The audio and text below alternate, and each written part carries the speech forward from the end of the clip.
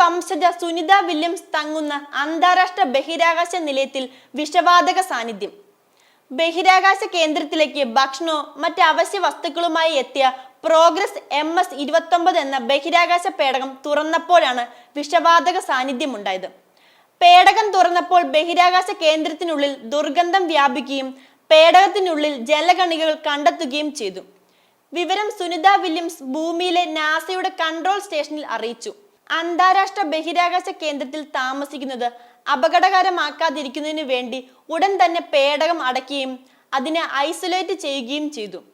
മാത്രമല്ല, ഇതിൽ താമസിക്കുന്ന സുനിത വില്യംസും ബുച്ച് വിൽമറും ഉടൻ തന്നെ PPE കിറ്റ് ധരിച്ച് അടിയന്തര സാഹചര്യത്തെ നേരിടാൻ തയ്യാറെടുത്തു.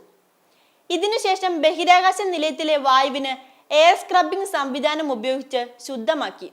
വായുവിലുള്ള ദോഷകരമായ കണങ്ങൾ, അണുക്കൾ, പദാർത്ഥങ്ങൾ എന്നിവയെ അരിച്ചു മാറ്റുന്നതിനുള്ള സംവിധാനമാണിത്. വളരെ പെട്ടെന്ന് ഇക്കാര്യങ്ങൾ നടത്തിയതിനാൽ സുനിത വില്യംസിന്റെയും ബുച്ച് വിൽമോറിന്റെയും ആരോഗ്യത്തിന് ഭീഷണി ഉണ്ടാക്കിയില്ല. നിലയത്തിനുള്ളിലെ വായുവിന്റെ നിലവാരം കൃത്യമായി നിരീക്ഷിക്കുന്നുണ്ട്. നിലവിൽ യാതൊരു സുരക്ഷാ പ്രശ്നങ്ങളുമില്ലെന്നാണ് നാസ അറിയിച്ചിരിക്കുന്നത്. എന്നാൽ എന്തുകൊണ്ടാണ് ദുർഗന്ധം ഉണ്ടായത് എന്നതിൽ പരിശോധന നടക്കുകയാണ്. ബഹിരാകാശ നിലയത്തിലേക്ക് എത്തിയ പ്രോഗ്രസ് പേടകത്തിൽ നിന്നാണോ അതോ നിലയത്തിലെ തന്നെ മറ്റേതെങ്കിലും ഭാഗത്തു നിന്നാണോ എന്നിവർ പരിശോധിക്കുന്നുണ്ട്.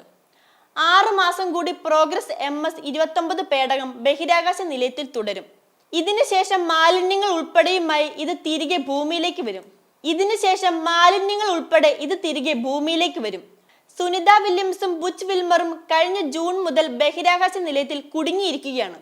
ബോയിങ് നിർമ്മിച്ച സ്റ്റാർലൈൻ പേടകത്തിലാണ് ഇവർ നിലയത്തിലെത്തിയത്. എന്നാൽ പേടകത്തിലെ സാങ്കേതിക തകരാറുകൾ മൂലം ഇവരുടെ തിരിച്ചുവരവ് മുടങ്ങുകയായിരുന്നു.